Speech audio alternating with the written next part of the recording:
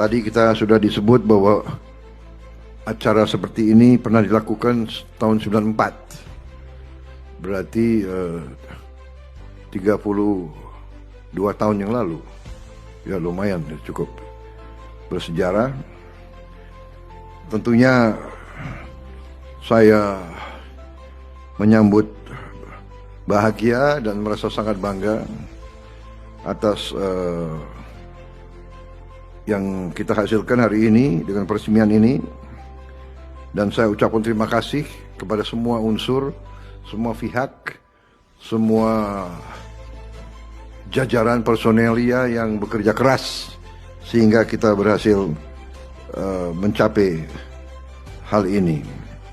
Para insinyur, para pekerja, aparat keamanan, pemerintah daerah, manajemen dan masyarakat Balikpapan serta Kalimantan Timur.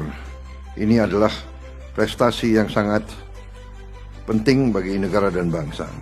Bangga hari ini satu langkah lagi di bidang energi kita menuju kemampuan kita untuk mandiri, kemampuan kita untuk berdiri di atas kaki kita sendiri. Kita tidak boleh tergantung energi kita dari luar.